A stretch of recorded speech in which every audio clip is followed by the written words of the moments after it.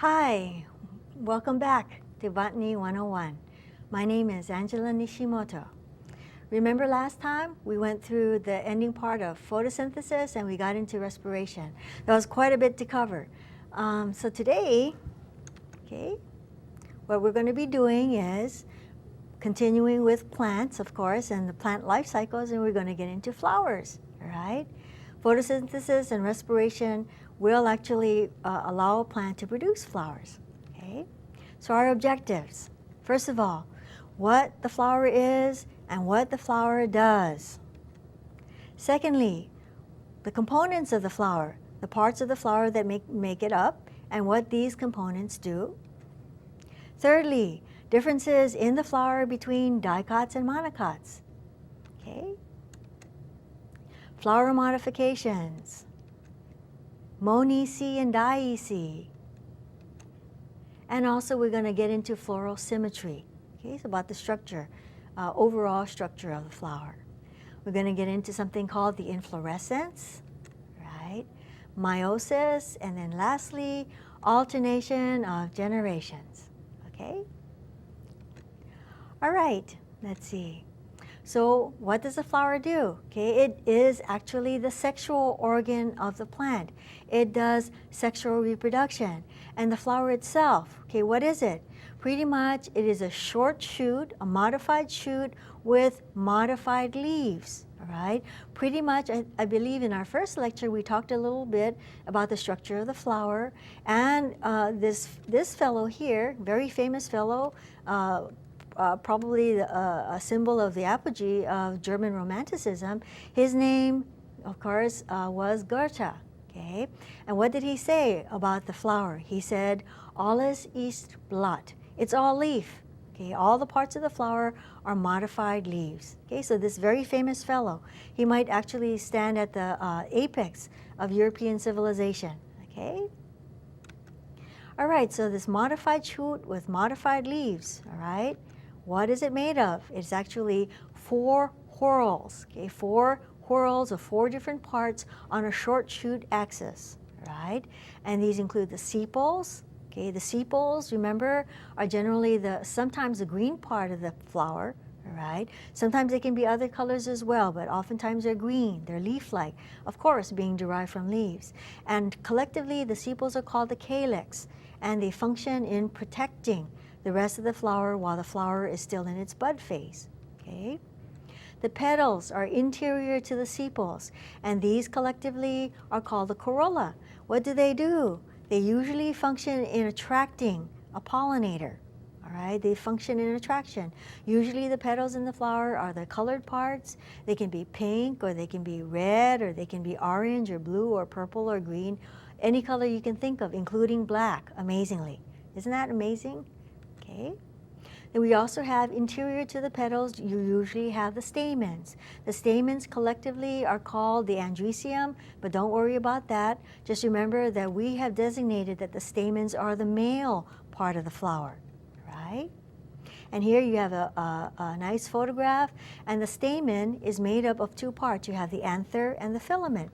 So here are pictures, okay, a photograph of stamens. This part, okay, is the anther, and it is actually the anther part of the stamen that produces the pollen, okay, which we'll find out later is the male gametophyte. Okay, this part here that connects the stamen to the rest of the flower, okay, is called the filament. Okay, the filament. Now this is actually the stamens, okay, of a plant called Hypericum perforatum, and I believe this is what people call St. John's wort. I remember a couple of years ago, maybe 2, 3, 5, 10 years ago, people considered that St. John's wort could be a treatment for depression, like a chemical treatment for depression. Okay. Now interior to the stamens, okay, you have the part of the flower known as the pistil. Okay, and you don't think of pistil like P-I-S-T-O-L, like, you know, like a gun.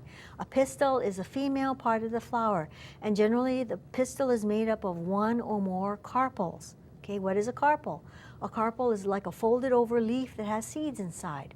Okay, because remember always that the parts of the flower are all modified leaves, and the pistil is made up of 3 parts. You have the stigma. You can think of the stigma, sticky stigma, yeah. And we also have the style, because remember, females are stylish, right? Stylish, style, yes. And then we have the ovary. So the pistil is made up of 3 parts. You have the stigma, sticky stigma. You have the style, right? The stylish style. And then you have the ovary. Everybody knows pretty much that an ovary is that part that produces the ovules or the eggs, okay? Now generally, so you have the stigma, the style, and the ovary, and those are the 3 components of the pistil. Okay, so we're going to go over and take a look, okay, at a flower model here, right? And so what we have here is a model that you see before of the flower, okay? And then here, right here, okay? So here toward the exterior part, the most outermost part of the flower, you have the usually green parts, okay? And these are called, remember, okay? They're actually called, okay, they're called the sepals, right? These are called the sepals, and they help to protect the flower while the flower is still in bud, okay? Right interior to the sepals, you have usually the colored part of the flower, okay? And these are called, of course, the petals. The sepals are collectively called the calyx. The petals are collectively called the corolla, all right? Now, interior to the corolla or interior to the petals, you have the male part of the flower, okay? This male part of the flower, okay, is called the stamen, right? The stamen is made of this part called the anther. The anther produces pollen, yeah, all those little yellow dots in here. And here you have the filament that joins the anther to the rest of the flower. Then, interior to that, you'll generally have the female part of the flower, the gynecium. Don't worry about the term gynecium. Just remember this is female, right? Because GYN refers to female, okay? Here you have the sticky stigma. Usually the stigma is sticky or feathery, and that is related to its function because the stigma collects the pollen, okay? And the pollen is a male gametophyte, all right? Anyway, so here you have the sticky stigma. Here you have the stylish style. The style is just a little tube that connects the stigma to the ovary. And the ovary will have either 1 or several or many ovules inside of it, okay? So we have the stigma, the style, and the ovary, and that makes up the pistil, okay, the female part of the flower, okay? Alrighty, so we'll get back to the slides here. All right. Anyway, so the largest and the smallest flowers. So we have some, features that we'd like to look at. The first picture that we're going to look at, see this, when you look at that, isn't that a beautiful photograph here? This is actually not a single flower, but it is actually what we call an inflorescence, okay? This structure here, this structure here actually has hundreds and hundreds of flowers on it, reduced flowers, okay? This part, okay, is just a sort of like a modified leaf that encircles the inflorescence. The inflorescence is a grouping of flowers, okay? Anyway, so does this structure remind you of something that we might see here in Hawaii? Think about it. This particular inflorescence is from a plant called Amorphophallus titanum. It's called a giant the Titan arum, all right? So this is in a plant family known as the Araceae, all right? And what does it look like? It sort of looks a little bit like an anthurium, right? So anthuriums have the same kind of inflorescence. You have a spathe, okay, this part is a spathe, and here is called the spadix. Okay, so this is a kind of inflorescence that you'll see in the members of the Araceae or the aroid family. So this here, you can see too, that this part here, it's kind of like a blood red color, kind of like clotted blood, because that has to do with its function. Because of course, what does it do? It tries to attract something that's gonna like the smell of carrion or dead fish or dead meat. So these flowers here are probably pollinated by flies. Okay, flies will actually transfer pollen, okay, from one inflorescence to another inflorescence because the structure, okay, of a flower or an inflorescence is related to its function. So what is the job of the flower? Remember something we just talked about a couple of minutes ago? To do sexual reproduction. That's what the flower does, okay? Or the flowers in an inflorescence. So for us, a flower is something pretty usually that you give to your mother on Mother's Day, or it's like the lei maybe that you might give to your daughter or your son or your cousin or your sister or brother at graduation, yeah? But to the flower, you know, so for us, for humans, the flowers mark special occasions, special events. But to the plant, the flower is a sex organ. Okay, it allows sex to happen. Sex allows the combining of traits from a male parent and a female parent. So anyway, so here, the structure of this flower, the way it smells, probably like dead fish. Okay, it's to attract flies, to allow it to attract pollinators, to transfer pollen. So this structure here, this inflorescence can be up to 9 feet tall. It is actually the largest inflorescence of all the different kinds of flowers in the world. Okay, remember the inflorescence is the grouping of flowers, okay, in a flowering plant. Now this is a preserved specimen of the largest single flower of in the world. This is a flower in the genus Rafflesia. And both this Titan arum and the Rafflesia, they're both native to Indonesia, okay, from very humid tropical areas. Now the Rafflesia, when it's a fresh flower, it also has the appearance of meat. It's kind of like a dull red color and has blotches on it. So this is a flower of the largest species, okay, of this type in the world. So this flower can measure 3 feet across. It's a single flower, and these are its petals. So 1, 2, 3, 4, 5 petals, okay? So this is actually a dicot flower, okay? Now thirdly, so if this Rafflesia is the largest single flower that is produced in the world, well, these little dots in here, these little green dots, these are pondweeds, okay? And these little dots produce the smallest flowers in the world. Okay, they're really, really, really small. They may be equivalent to about the size of a salt grain. So this little green thing here, this little green dot, is actually an entire plant. And the flower that it produces can be on the order of about the size of a grain of salt. Very, very small. So here, Rafflesia, you have the largest flower in the world. In these wolffias, W-O-L-F-F-I-A, the wolffia plant, okay, which is a pondweed, has probably the smallest flowers in the world. And in this Titanarium, here you have the largest inflorescence. Okay, isn't that amazing, right? So the amazing world of flowering plants, okay? Now here we're going to talk about dicot flowers and monocot flowers. We've seen so far several differences between dicots and monocots, okay? And here's another one. We have dicots. Dicots tend to have their floral parts in 4s or in 5s. So the Rafflesia that we saw, okay, in the earlier part, okay, is actually a dicot, right? So here you have one kind of dicot flowers, okay, so you can see that if you count the petals, 1, 2, 3, 4, 5. Dicots tend to have flower parts in 4s or in 5s. And here's another dicot. This too, this is a campanula in the Campanulaceae, and this too, 1, 2, 3, 4, 5. Okay, now if we go to the Elmo, okay, we can kind of move out here. Here's a native red hibiscus. We saw this, I believe, in our first lecture, native red hibiscus, and if you count the floral parts here, you have, right, 1, 2, 3, 4, 5 petals. Okay, this also is a dicot. And if you look at the sepals, 1, 2, 3, 4, 5. There are 5 sepals. 5 sepals, 5 petals, a bunch of different stamens here, and here you have a 5-parted stigma. Okay, this part of the flower is actually sticky, and pollen will stick to it. All right? So we can kind of have that there. I also wanted to show you another plant, another native plant, and this is Achaea, okay, Wickstromia uva ursi. This is also known as a fish poison plant, okay.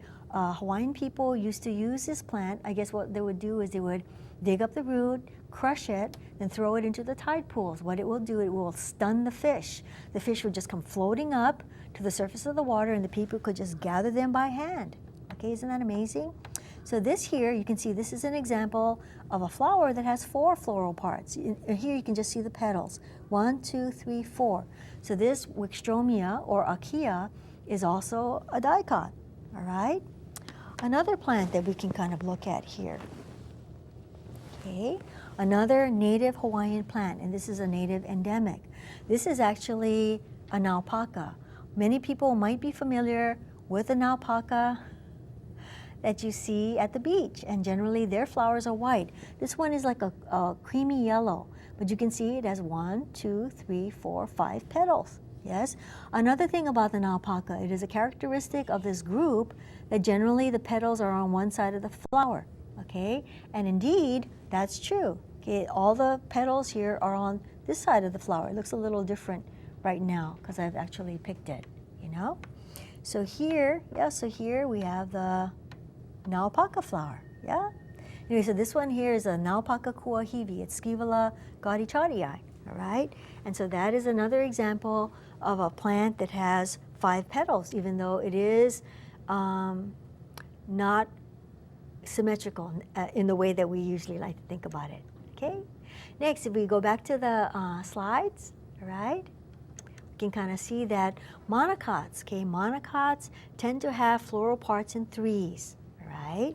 So monocots, so dicots have floral parts in 4s as in 5s, and monocots have floral parts in 3s, right? Here's one, very nice. You can see the 3 petals here, yeah? 1, 2, 3. And in this iris, you can sort of see it. We have sort of a side view, but I wanted to give you folks a little bit variety. 1, 2, 3 structures here. You'll have 1, 2, 3, okay, inwards to that. Furthermore, okay, if you look at a lily is like a completely outstanding example of a monocot type of flower. You can see that it has 1, 2, 3, 4, 5, 6. These are called tepals just because the sepals and the petals look very much alike. But if you actually look at a budding and flowering lily, generally you'll have 1, 2, 3 sepals, 1, 2, 3 petals. But the petals and the sepals look very, very similar to each other. Okay? Another thing that I like about this particular image, you have 1, 2, 3, 4, 5, 6 stamens, right? So still you have floral parts in 3s or multiples of 3s. Okay? So you have 3 sepals, 3 petals, 6 stamens, and you do have this 1 pistil. And this is actually part of the flower. This is actually part of the style, okay, of this lily, okay? So generally, you have dicots with floral parts in 4s or in 5s. Say, for example, you could have 4 sepals, 4 petals, 8 stamens, or some multiple of that, or you could have 5 sepals, 5 petals, 10 stamens, and etc. And you have monocots that have floral parts in 3s, like we just saw, okay? Now another thing, we also have floral modifications or flower modifications, okay? So in the model that we looked at before and on some of the flowers we've just seen, that you have, if you have all 4 parts, if you have sepals and petals and stamens and pistil, okay, if you have all these 4 parts present, that's something that we call a complete flower, okay? You have all 4 parts of the flower present, okay? That's called a complete flower. And in this case, here we have a beautiful photograph taken by Dr. Carr, okay, formerly of the Department of Botany at UHM, University of Hawaii at Manoa. And this is a flower of hau, or Hibiscus tiliaceus, H-A-U, okay? It is a native plant, native to Hawaii. And one of the things you can see, we can't see the sepals so much here, but it does have sepals, okay? It has 5 petals.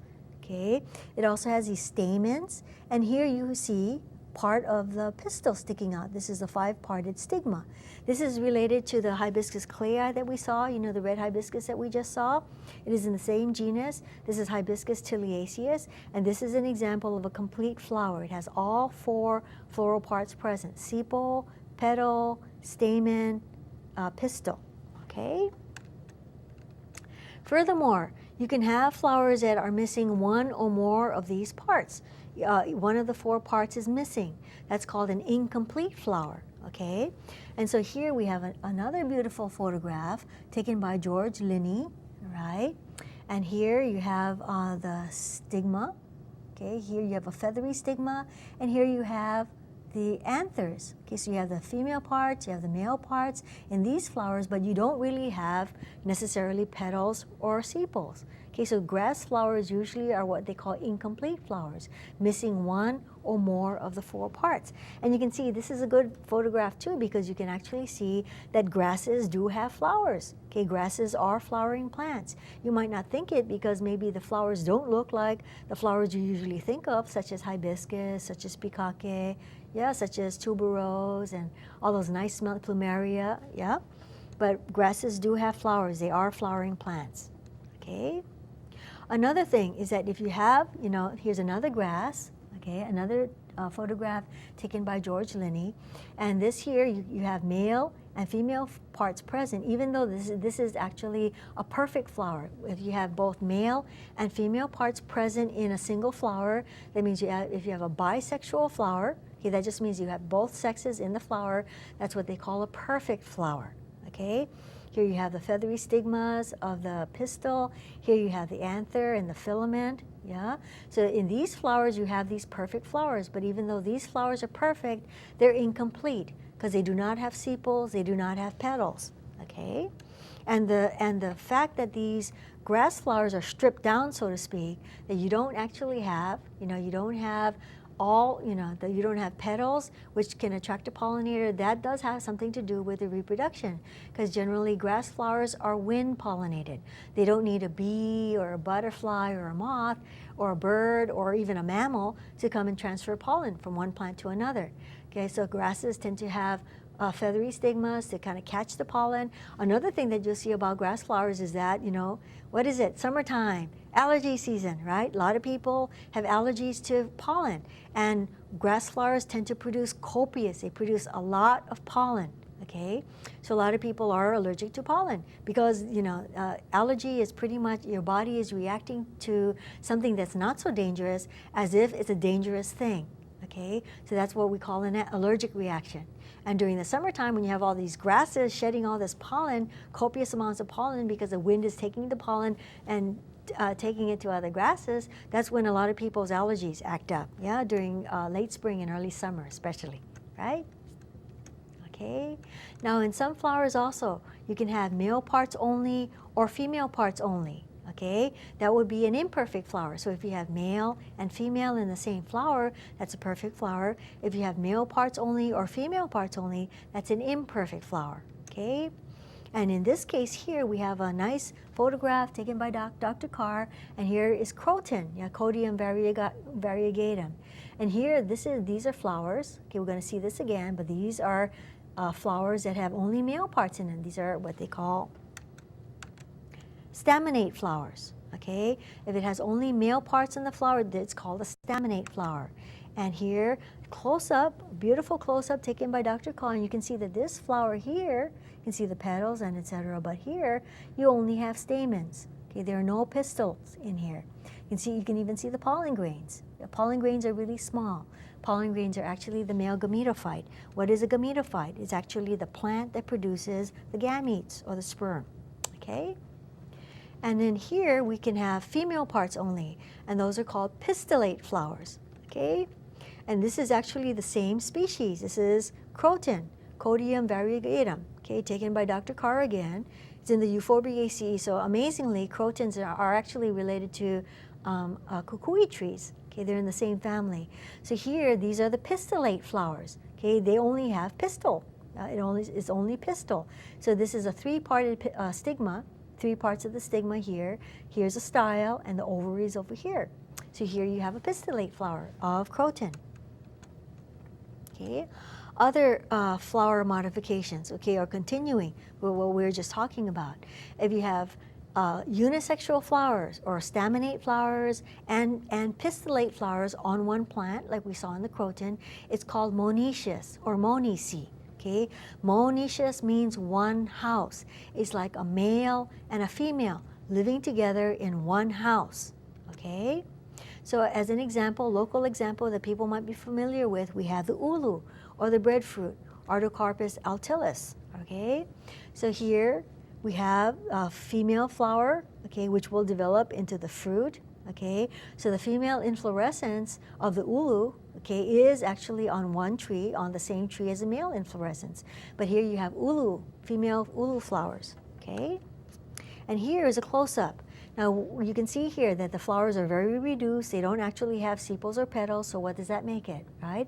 It makes it an incomplete flower, right? It also doesn't have male in this flower. Here you can actually see it's already been pollinated and fertilized, so here you can see the stigma and the style are drying up. They're drying up, they're going to fall off, and this part here is a little fruitlet. Okay, so if you actually look at an ulu fruit, a breadfruit, right, a breadfruit fruit, actually what you'll see is that you'll actually have what they call a multiple fruit. A multiple fruit develops from multiple flowers. We're going to see this in the next lecture, okay? But you can see that here, okay, is one pistil or one pistillate flower was here, another one here. So when you have many flowers forming together a single fruit, it's called a multiple fruit. And so breadfruit has a multiple fruit. And here we have a close-up of the ulu male flowers. So you can see that the flowers are different. Here you can see the anthers. So the ulu male flowers, they sort of like a finger-shaped projection. They're sort of like finger-shaped, they're long and skinny, and these are the flowers that are in a male inflorescence of the ulu. And of course you have male inflorescences and female inflorescences. You have male inflorescences with male flowers, you have the female inflorescences with the female flowers on the same plant. Male flowers, female flowers in the same plant, that's called monaceae, male and female in one house, okay? All right, monaceae, okay? Now if we go back to the slides, we can see another kind of modification. You can have staminate flowers or male flowers on one plant, and you can have pistillate flowers or female flowers on another plant. That's called dioecious. That means that these plants are dioecious. That means you have male plants and female plants, and that means you have males on one plant, females in other plants, males in one house, female in the other house. You can think of it two houses. Di means two, and ecious refers to house, so two houses, okay? If it can help you remember this, if you know a little bit about Hawaiian ethnobotany, okay, you can think of the fact that in traditional Hawaiian kauhale, you know, the housing compounds that traditional Hawaiian people used to live in, especially the ali'i, yeah, and some of the higher born people, what they had is they had a halemua, the men's house. Females were forbidden to go there, and then for the women you had something called a menstruation house, or the halepea, that women would retire to when they're having, you know, during a certain part of their cycle. So in that tradition, you had the men's house, the halemua, you had the halepea, so you had males in one place, females in another, okay? So you can think of dioecious in that way too, okay? So a good example, if we can go to the slides again, we have hala. Okay, Pandanus tectorius, or called screw pine. And here you have a beautiful photograph of the inflorescence. This is the male inflorescence, and this is known as hinano. Yeah, some people might know young men whose name is hinano. Yeah, so this is a male inflorescence, and you have these really soft, you know, creamy colored bracts. These bracts were actually used to make mats, sleeping mats, for high ali'i, for ali'i. Okay. They're fragrant, and the male inflorescence, the pollen from the male inflorescence was considered an aphrodisiac. It's supposed to be very sweet smelling. Okay, so here you have a male inflorescence on a male tree, okay, or dioecious. And here we have fruit, another multiple fruit, okay, of the hala, and this is on a female plant. Okay, a female plant, a female tree. Pandanus tectorius, also known as hala, also known as screw pine, okay? So there's a female hala tree with a female fruit, okay? And if you took a section of the fruit when it was not quite ripe yet, when these fruitlets aren't ripe yet, you can actually see that they're orange. There are some varieties of the hala fruit that are yellow and are golden and orange. There are some varieties that are red too. And in Hawaii, the hala varieties that we had in Hawaii, people use it as a famine food, because I've been told that the Hawaiian varieties of hala tended to have kind of bitter tasting fruits, so people would eat them in times of food shortages. They were not necessarily the first choice of the people. And another thing too is I believe people in other Pacific Island groups tended to do eat as part of their normal diet. They will eat hala fruits, and they'd eat this part here. Another thing you could use challah fruitlets for is that you could actually cut them and make lei out of them. Usually, I think traditionally, most people consider that if you make a challah lei, you would only use it for yourself. You tended to give it to people, you know, when they're at the end of some major part of their life. Yeah, because I guess it has to do with endings. Yeah, all right. Okay. Anyway, so as we can see that you know, a lot of the plants in Hawaii do have relationships with the people of Hawaii, the native people, the first people of Hawaii. Okay, that a lot of different kinds of sayings, a lot of different kind of uses for plants, whether they're native plants or plants that they brought as well. Okay, so some of the most important things about plants for us humans, of course, is how we humans have used them. Okay, so the field, remember that the field of study that deals with the uses of plants by indigenous people is called ethnobotany, right? Okay, now getting into other parts of the flower, we also have two different kinds of symmetry, okay, in the plant, all right? So we have two different kinds of symmetry. We have radial symmetry and we have bilateral symmetry, okay? So radial symmetry can be shown by this plant here, and these are daffodils. These could either be daffodils or narcissuses, but I think they're daffodils, yeah? And if you look at it, radial symmetry, what do you think of when you think of radial? You think of tires, radial tires. You think of the radius of a circle, right? So what it is that this is a monocot. Clearly, you have, you know, 3 sepals, 3 petals, yeah? So what you can do is you can actually take, if you were to cut it, or cut it along one plane here, you would have mirror images. This side is like a mirror image of this side. You could cut it here too, okay? So radially symmetrical flowers are flowers that you could cut along more than one plane when you're facing it from face on, and you would have mirror images of each other, okay, of them. So another kind of flower that shows this radial symmetry are things like this jasmine that we see on the elmo here. If you were to look at a single flower, okay, and you were to cut it along certain planes, you would have mirror images along more than one plane, okay? All right? And you can see some ants crawling around there on that. Living things, that's it, that's a whole adventure, you know, with biology, is that there's always something that comes up, you know. And it's one of the things that happens in class sometimes is that the student might be, you might be looking in the microscope, looking at an alga or looking at a water plant, and then all of a sudden there's something shung, shung, shung in your field of view, and that is like an animal, and people go, wow, there's an animal in here, you know, so that's kind of like an interesting thing, okay? Now another thing too, is we also have bilateral symmetry as well. Okay, so if we can go to the slides, you can see a beautiful image here of many orchids. Bilateral symmetry occurs when you have a flower, you can actually cut it down the center only, cut it right down the center, and you would have mirror images, just like this Cattleya, okay?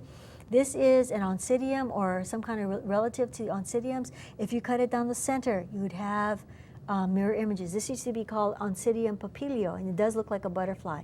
Papilio means butterfly. You have all these different kinds of Cattleya orchids. You can just cut them down right down the center, and you would have mirror images, and that's called bilateral symmetry. Okay, you could see that even this flower here, this sort of looks like Schomburgkia.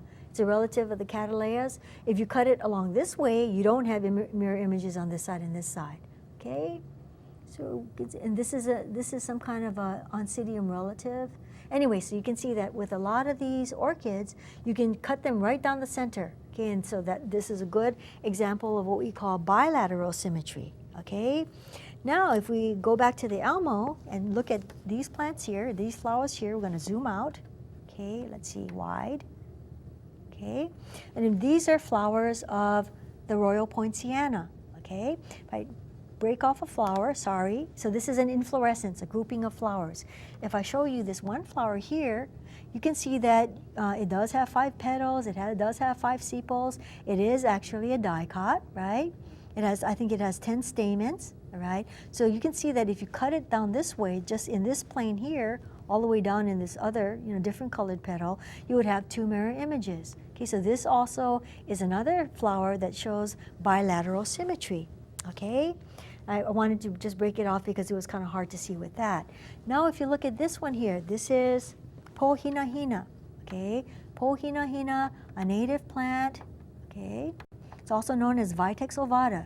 If you look at this kind of bluish colored flower, okay? You could cut it right down the center, okay, and then you'd have mirror images. Otherwise, that would not be the case. Okay, so this is another example, the Pohinahina or Vitex rotundifolia. If I said Vitex ovata, that's wrong. It's now called Vitex rotundifolia. Okay, another example of a plant with bilateral symmetry. All right. Okay, if we can get back to the slides here. Okay, so we just talked about this, that an inflorescence is actually a grouping of flowers. Okay, it's a group of flowers, so you can have even inflorescences that are solitary, you know, like a tulip, or oftentimes roses. At the very tip of the stem, you'll have one single flower. That's called a solitary flower. There are a whole bunch of different kinds of inflorescences, okay? Don't worry about that. I know your text talks about it a little bit, like the spikes, the racemes, the cymes, and all that kind of thing. The only one I really want you to really know about necessarily is what we call the head. Okay, it's called either a capitulum or a head. You might think, what does a head have to do with a capitulum? Well, when you think about it, right, capital, you know, they talk about, okay, people actually consume this much sugar per capita. When they say per capita, that means per person or per head. When you think about capital punishment, originally what that means is usually they chop off somebody's head. You know, I know this is kind of gory stuff, but I'm just trying to show the relationship between a capitulum and the head. Okay, so you say per capita or per head of people or per person, right? So the sunflower family actually has an inflorescence. So this looks like a single flower. This is a bidens species, bidens, yeah? And it's in the sunflower family, also known as the Asteraceae or the Compositae. They're called composites. Why? If you kind of look carefully at this, these look like petals. Okay, and this looks like the center of the flower, typical daisy or sunflower family member. But if you look at it closely, each of these is actually an individual flower. Okay, so in the sunflower family, you have an inflorescence known as a head. Okay, so here under this elmo here, okay, here we have inflorescence of what we call Weidelia. Weidelia trilobata, it's also known as beach daisy. If we zoom closer, we can actually see that this whole inflorescence is actually made up of many flowers, okay? Let's see, if I had a needle, I should have brought a needle, that's all right. So here you can actually see, we tease it apart, each of these little things in here. Let me actually open it up. Sorry, flower, but we're gonna have to dissect you a little bit. Okay, so here you can see, oops, let's see, focus. Oops, let's see, that didn't work. All right, okay, here we go. All right, so in here, we see all the little things in here. Each of these is actually a flower. It's actually a complete flower. It has the remains of the sepals. It has little petals, the ones that you see through. You can see the anthers through there, the little dark places. And here you have a two-parted stigmas at the top. You know, those little things that's kind of forking away, right? So a so-called daisy family member is actually, you know, it's not just a flower, okay? It's actually a bunch of flowers. Why would nature do that? Okay, think about it. Why would nature do that? Right? Think about it. Well, because for one thing, if you have like a yellow inflorescence like that, if you have a bee, you know, going on there and running around on there, you can actually have the pollination of many flowers all at the same time, all at one time. The bee would just visit it one time and you get a whole bunch of pollination going on. That's one thing. Okay, so if we can go back to the slides again. Okay, so we have the sunflower family, and we also have here's a picture of like the most famous plant from Hawaii. And this, of course, is Argyropsyphium sandwichense. It's also known as a Haleakala silver sword, okay? You can see these three fine fellows here too, all right? So this is a Haleakala silver sword in all its glory. You can see that the plant itself, these silvery parts are actually the leaves. They're long and skinny, and they live at very high elevation above the cloud line, above 5,000 to 7,000 feet. They live in the alpine desert up on Haleakala. And here you can see that this is the inflorescence. You have all these, individual inflorescences because the Haleakala silversword is indeed in the same group as the daisy family members. It's in the daisy family. Okay, so here, this person here who has his name, I guess they're trying to make it like the Three Stooges, but this here is Dr. Carr. Okay, Dr. Carr, who took a lot of the photographs, a lot of the beautiful photographs that you see in these presentations. Okay, and if you look at this other photograph, is another photograph by Dr. Carr. This is actually a head, okay, an inflorescence of one of those, structures that you saw in that Haleakala silversword. So every one of these is actually a flower. Not only has he managed to capture the inflorescence here very well, you can even see the hairs, the trichomes on these fused petals here. But here you can see actually a little insect. Yeah, this might actually be I'm not sure, but it might be, it's probably a native insect that probably lives on the Haleakala silversword plant. Okay, so this is actually a silversword head or silversword capitulum. Isn't that interesting? Isn't that neat? Okay.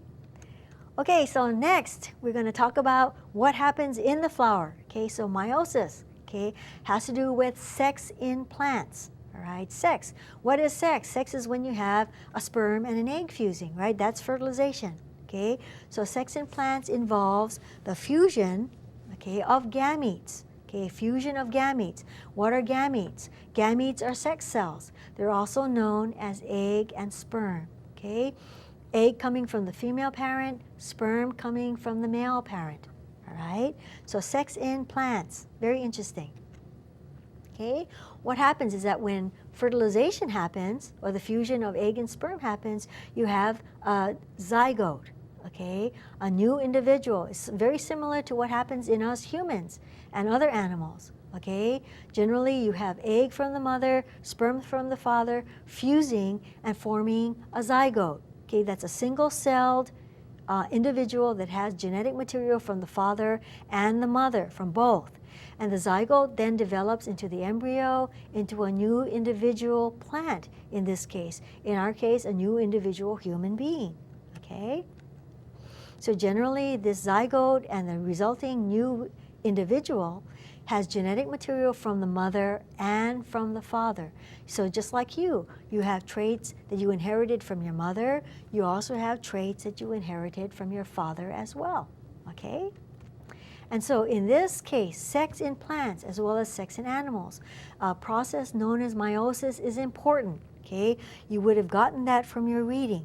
Why would meiosis be so important, okay, in humans as well as in plants? Why is meiosis important? So think about that for a couple of minutes. Okay, so when you have meiosis happening, what happens? Meiosis allows for the reduction of chromosome number, okay?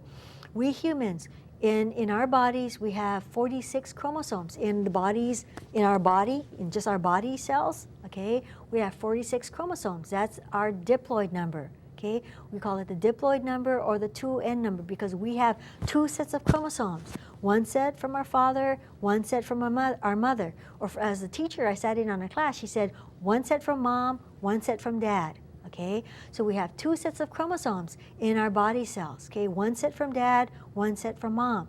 Same thing in plants. In plants, they are generally, they have a diploid number. Okay, they have all kinds of diploid number, 42, 36, 72, all like that. But generally plants have one set of chromosomes from their father, one set of chromosomes from the mother, the sperm donor and the egg donor, okay?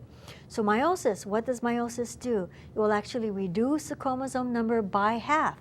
So in us humans, in ovaries and in testes, okay, ovaries in females, testes of males, you have meiosis happening. And what you end up with in males, you'll have haploid, sperm. So the sperm, okay, sperm in male human beings has 23 chromosomes. Eggs in female human beings has 23 chromosomes. So when sperm fuses with the egg, okay, and then what you have is a restoration of the diploid number. Haploid sperm, haploid egg, okay, fuse together in fertilization, and what you'll have is a restoration of the diploid number. But first, you have to have a process known as meiosis happening, Okay, so meiosis happens because you need to reduce the number of chromosomes by half. Okay? So generally, sex in plants is a little bit different from what we have sex in humans or sex in animals. Okay? In plants, the process known as meiosis results in haploid spore. So meiosis in plants as well as in animals reduces the chromosome number. So what you have is spores with half the chromosome number. What happens next? Okay, so this actually occurs, and then meiosis occurs in something called a sporophyte. Okay, a sporophyte. The sporophyte is actually the plant, okay, that produces the spores. All right. So sporo refers to spore, phyte refers to plant. Okay, so the sporophyte is a plant that produces the spores. Okay. The next thing that happens is that the spores, okay, will actually germinate, okay, to produce another plant. Okay, these plants are what we call haploid gametophytes. These gametophytes only have half the chromosome number, okay, of the sporophyte. These haploid gametophytes are the plants that produce the gametes. The gametophytes are the plants that produce the sex cells or sperm and egg. Okay, so the haploid gametophytes produce gametes, right? And so in plants, unlike animals, plants have something called an alternation of generation. Okay? Alrighty, in the alternation of generation, first of all, this structure here, this round structure is representing an individual sporophyte, an individual plant. It could be a fern plant, or the part that you usually see, the fern leaf and the fern rhizome, and etc. It could be like a pine tree, okay, or it could be a magnolia tree. It could be an apple tree, okay. It could be a weed growing in your garden, okay. It could be a grass, okay. So this is actually representing the sporophyte, okay. This sporophyte is diploid. It has 2 sets of chromosomes, okay. Now what happens is in the sporophyte, okay, it actually will have reproductive structures in flowering plants that will be flowers, okay, and in this reproductive structure, you'll have meiosis happening, okay, meiosis happening to produce haploid spores. So in a flowering plant, okay, it's a flower in which meiosis is happening, okay. Meiosis will happen in the anthers, okay, will happen in the anthers of the stamens, and will also happen in the ovary, okay, and producing something called the embryonic sac, okay, the embryo sac. Okay, so what you'll have is that after meiosis happens, you'll have the production of spores, okay. The spores will then develop through mitosis, okay, so one kind of spore will develop into one kind of gametophyte, or the plant that produces the gamete, okay. The other kind of spore will produce another kind of gametophyte, okay, that produces another kind of gamete. So one will produce sperm, okay, or the male gametes, and the other one will produce eggs, or the female gametes, okay. So okay, let's back up and go over it again. You have the individual sporophyte, okay, and in the sex part, the sex organs of the individual sporophyte, you'll have meiosis happening, and this meiosis will produce haploid spores, okay. The spores will then germinate and develop into the gametophytes, okay. The spore develops into the gametophytes, the spores are produced by the sporophyte. The gametophytes then, okay, will produce gametes or sex cells. Okay, the male gametophyte will produce a sperm. The female gametophyte will produce the egg. Okay, and in flowering plants, the male gametophyte, as I mentioned before, is actually just the pollen grain. So in flowering plants, the male gametophyte is very, very, very reduced. Okay, very reduced. It's just a pollen grain, and it is the pollen grain that will produce the the sperm. Okay, in the female gametophyte will produce the embryo sac, which will house the egg. Okay, when the sperm and the egg fuse in the process of fertilization, it produces the single-celled diploid zygote. Okay, so on this side of this alternation of generation phase, this is a diploid phase. Okay, so you have the zygote here, okay, diploid zygote, all right? The two events, okay, from one side to the other side, meiosis on one side reduces the chromosome number. Fertilization restores the diploid number again, okay? Anyway, the zygote will then undergo mitosis, and you know, just like in a conceived, you know, human zygote, you'll have mitosis going on, and then you'll have the production of an embryo, okay, and eventually an individual human being. In plants, a zygote will undergo mitosis and produce the individual sporophyte. Okay, it will actually become an embryo in the seed, and then as the seed germinates and then you have cell division going on, you'll have the individual mature sporophyte being developed, okay? Anyway, so that is alternation of generations, okay? So next we're going to go into, you know, what goes into meiosis, right? What actually happens during meiosis. But first, okay, we're going to do a little review of mitosis, okay? So mitosis, you recall, okay? You start off with a diploid cell in mitosis. And here, this is showing an individual cell with two sets of chromosomes. So in this cell, this is a diploid cell, okay, with 4 chromosomes, okay, 2 sets of 2 chromosomes, yeah? So this one, this large, and this large one here, this is one set of 2 chromosomes, one from the father, one from the mother. Here's another set of chromosomes. Anyway, so we have 2 sets of 2 chromosomes, the small one and the big one here from the father, small one and the big one from the mother. Okay, during the cell cycle, remember you have the gap 1 phase through which the cell is metabolically active. It's actually making more organelles. The cell is growing. Then it undergoes the S phase, right? The S phase, right? During the S phase, you have DNA synthesis, right? Where the chromosomes duplicate themselves exactly, okay? Then after the S phase of the interphase, you'll have gap phase 2, gap 2 phase. And during the gap 2 phase, the cell is readying itself for mitosis, okay? Mitosis. Now mitosis starts where prophase, the chromosomes become visible. Then you have metaphase, and here is metaphase. And you can see that during metaphase metaphase, just like in prophase, you'll have the fact that each of the chromosomes will have duplicated themselves, and each of the resulting 2 sister chromatids are joined together at the centromere, okay? So this chromatid is exactly the same as this chromatid. This chromatid is exactly the same as this chromatid. They're genetically identical. So these are 2 sister chromatids making up a single chromosome. So see, you can see that in metaphase, you still have, okay, 2n, or the diploid number, equals 4, right? You have 1 set of chromosomes from the father, 1 set of chromosomes from the mother, okay? Then we have anaphase, okay, and this is when the sister chromatids are pulled apart, and after they're pulled apart, they're actually known as single chromosomes once again.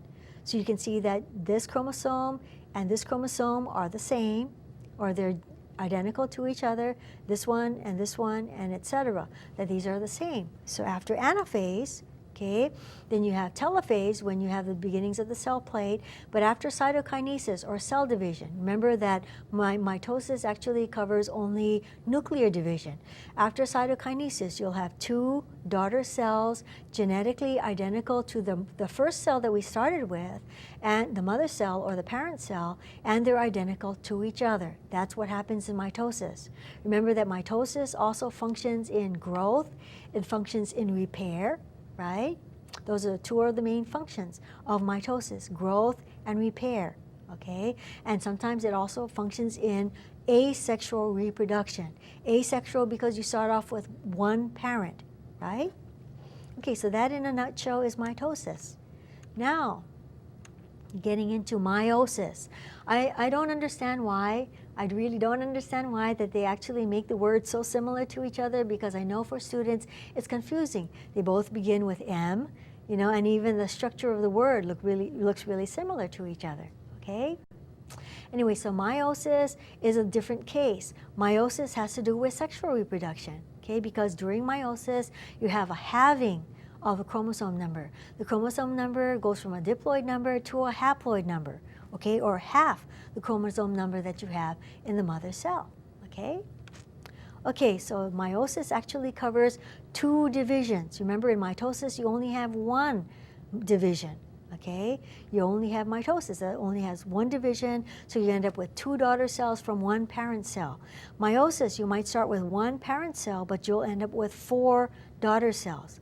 And there are generally 2 divisions in meiosis. Generally, we call them meiosis 1 and meiosis 2, okay, because then we can differentiate them between each other, okay? Meiosis 1, furthermore, is sometimes known as reduction division. It's known as reduction division because after meiosis 1, you'll end up with 2 daughter cells with half the chromosome number of their mother cell, okay? And of course, meiosis 1 has a prophase 1, okay? And in meiosis, prophase 1 is usually the longest part. The cell actually spends most of its time in prophase 1 because there are certain important events that happen during prophase 1.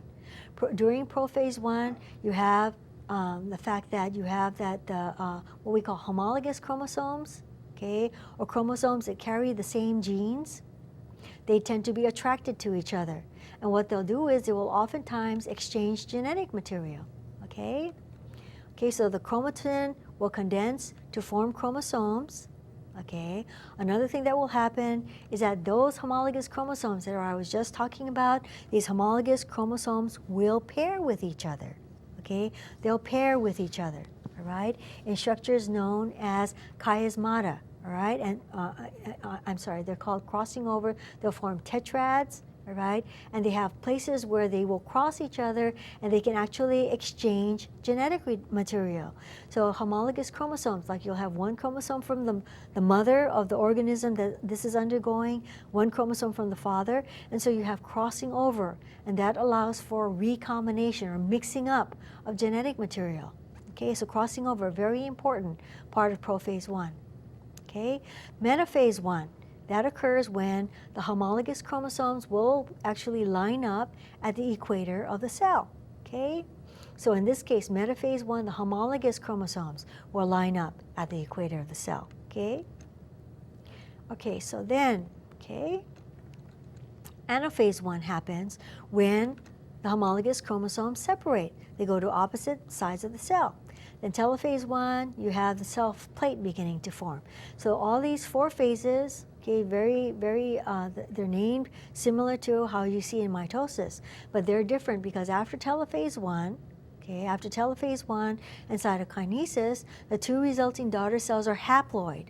They're haploid. They have half the chromosome number as the parent cell. Not only that, but also due to the fact that you had crossing over during prophase 1 of meiosis 1, okay, you'll have the fact that the 2 daughter cells are genetically unsimilar. They're dissimilar to each other. They're not the same, okay?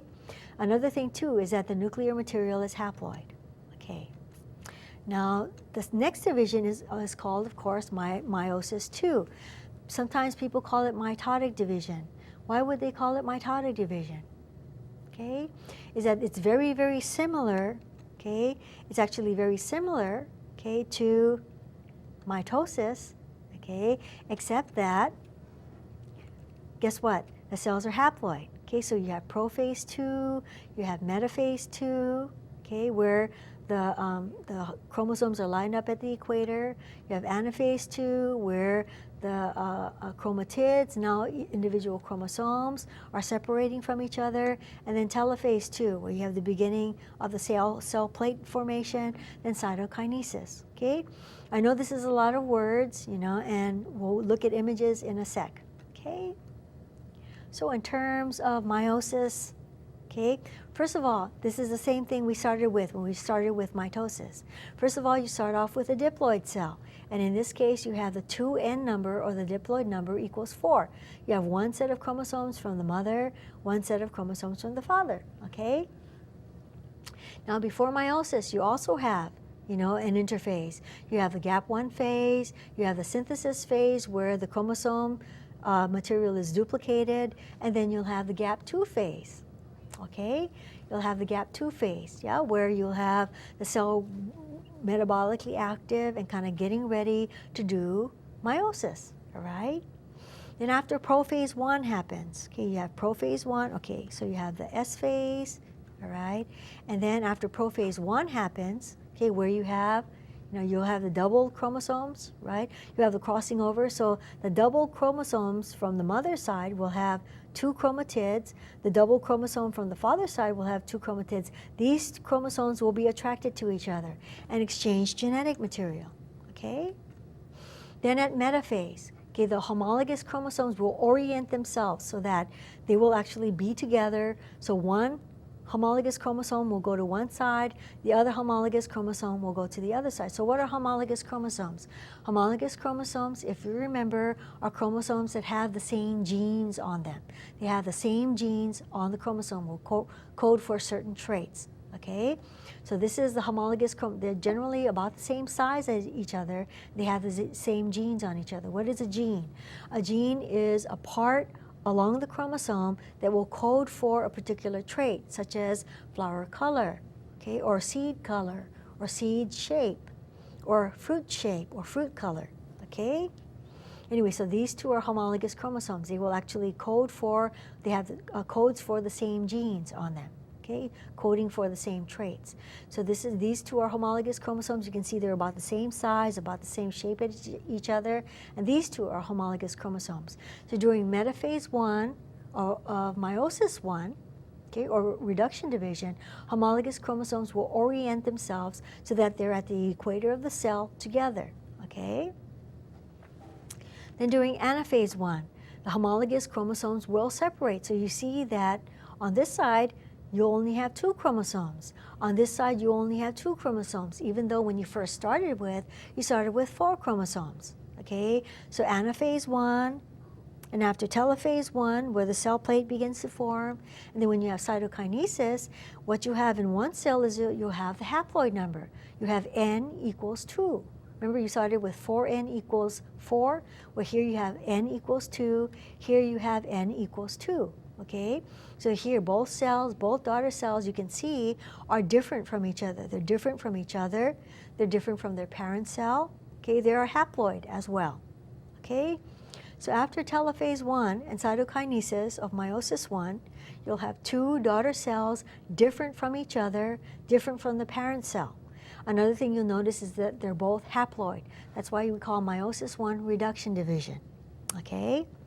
Now, after reduction division, the cells will then undergo another division. Okay, so if you actually take one cell, okay, and go through prophase, metaphase, where you have the chromosomes aligned at the equator, then you have anaphase 2, then what happens is that the sister chromatids will then be pulled apart. Okay, so during anaphase 2, you'll see that this cell still has only 2 chromosomes. This cell has 2 chromosomes. So you can see that it's very similar to anaphase of mitosis, except that the cells are haploid. Okay, and after telophase 2, where you have the cell wall beginning to form, right, the cell plate beginning to form, and then you have the cell wall beginning to form, and then you have cytokinesis, you'll have, in fact, from that one of the daughter cell, you'll have 2 daughter cells, both of them different from each other. They should be different from each other, and they would be different from their parent cell as well. The other cell that resulted after reduction division would also have undergone the same type of mitotic division. So in the end of meiosis, you'll have 4 daughter cells, okay? Anyway, so what happens is that whether it's in the pollen grain or it's in the embryo sac of the female part of the flower, okay, you'll have 2 haploid cells, egg and sperm, okay, forming gametes, egg and sperm. So sperm is a male gamete, the egg is a female gamete, okay? And after they fuse and fertilization happens, they will form a diploid zygote. Okay, so once again, when the sperm and the egg fuse, okay, they will form a diploid zygote. So what you have here is a restoration, okay, of the chromosome numbers. Okay, so what you'll have is 2n, again, diploid number equals 4 in terms of this cell here. Okay? All right, so here you have a diploid zygote. Okay, so here we can actually compare meiosis, okay, the 2 different divisions of meiosis with mitosis. So here you see that in both cases you start off with a diploid cell. Okay? This diploid cell, okay, in mitosis, what happens then? You'll have prophase, And then here you have metaphase. And in metaphase, you have, this 2n number. You have each of these sister chromatids are identical to each other, all right? And you have the metaphase chromosomes all aligned at the equator. And then during anaphase of mitosis, okay, you see that one sister chromatid and the other sister chromatid, both sets will migrate to opposite sides of the cell. So on this side you have one set, on this side you have the other. Not furthermore, you'll have the fact that both of these should be identical to each other. Both of these cells are identical to each other. They're also identical to their parent cell that they started with, okay? So that is the result of mitosis. You'll have two diploid cells identical to each other and also identical to their parent cells, okay? Now in meiosis, you also start off with a diploid number, okay? You have a diploid cell, right? And then what you'll have here is that first of all, you'll have, the prophase where you have crossing over happen in meiosis in prophase 1. Then during metaphase of meiosis 1, you have the homologous chromosomes oriented at the equator of the cell. During anaphase of meiosis 1, you have, okay, the chromosomes separating. So then after cytokinesis, after telophase and cytokinesis of meiosis 1, you'll have two daughter cells, okay, two daughter cells that are haploid, right? You see that these two cells have only 2 chromosomes in them, yeah? Whereas these daughter cells have 4 chromosomes in them, right? Anyway, so here you have 2 daughter cells after the first division, the reduction division of meiosis 1, okay? 2 daughter cells different from each other, okay? Then these two, if you actually just look at one of these daughter cells, that one will undergo, you'll have the anaphase 2 happening. You'll end up with 2 daughter cells, okay? Both of them with half the chromosome number, okay? But what you don't see here is that this cell will also undergo the same thing. It will actually undergo another mitotic division. So what you'll end up with at the end of meiosis is 4 daughter cells, okay? Different from each other, different from their parent cell, okay? All right, and I believe we'll see that in the next one that we're just going to look at, okay? So now we're going to look at the main events of meiosis. First of all, we have here, okay, a little different depiction, but it's actually this, very similar. You have 2 chromosomes from the father, 2 chromosomes from the mother. This one and this one forming a homologous pair. This one, little one, and this little one forming another homologous pair, okay?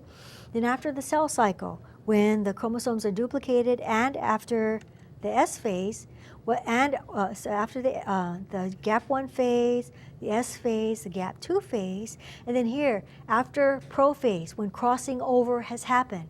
Remember that during prophase 1, a very important event during prophase 1 of meiosis 1 is called crossing over.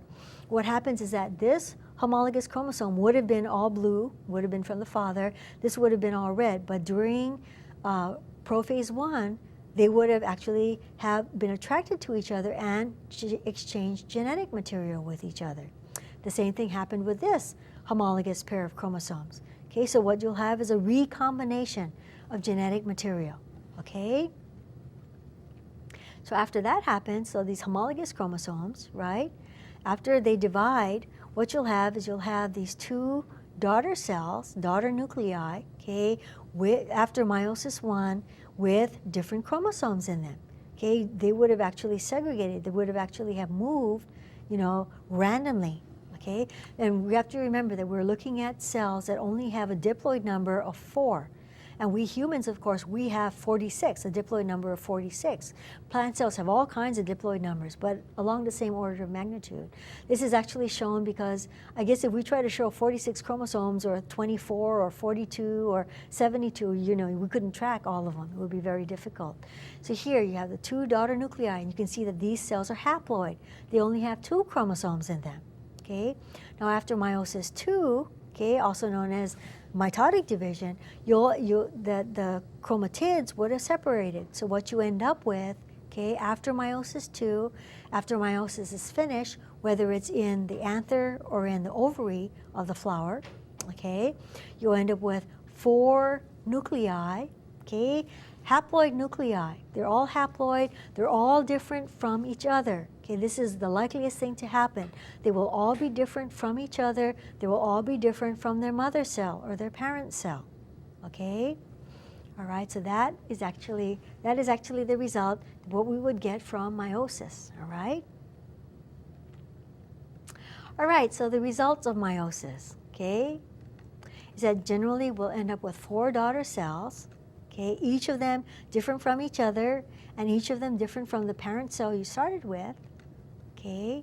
Furthermore, you'll also have pollen, okay, in the stamen and ovules in the pistil. Okay, those are the results of meiosis. And the pollen itself is a very, very, very reduced male gametophyte, because pollen is sometimes only 1 cell or only maybe just a few cells large. They're very, very teeny.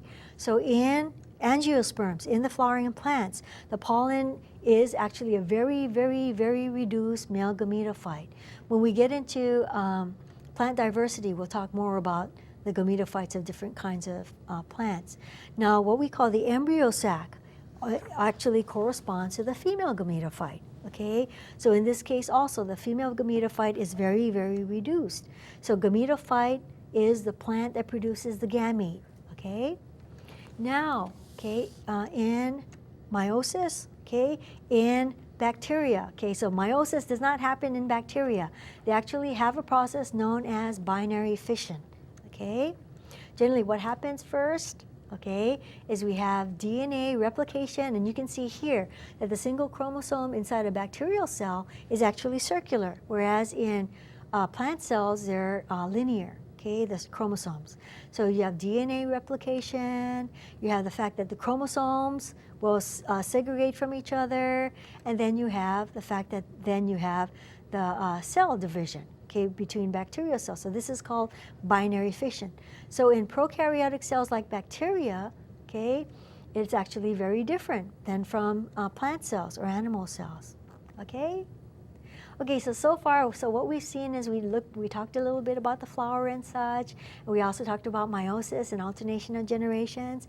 And if we can go back to the, let's see, to the slides, we can kind of get onto the summary, okay? All right, so the summary. So we have learned that a flower is a short shoot with modified leaves, okay? We also talked about sexual reproduction, okay? That is a function of the flower in a flowering plant. We talked about the fact that sepals function in protecting the flower, okay, while it's in bud. The petals, main function of them is to attract a pollinator, all right? The stamens also are called the male part of the flower. They're made up of anther and filament, right? And they produce the male gametophyte, and the male gametophyte produces a sperm, okay? And the pistil is the female part of the flower, okay, the gynoecium, and it's made up of the stigma, the sticky stigma, the stylish style, and the ovary. The ovary is the place where you will have the embryo sac that produces the female gamete, also known as the egg. Okay? We also talked about the fact that dicots have flower parts in 4s or 5s, monocots have floral parts in 3s.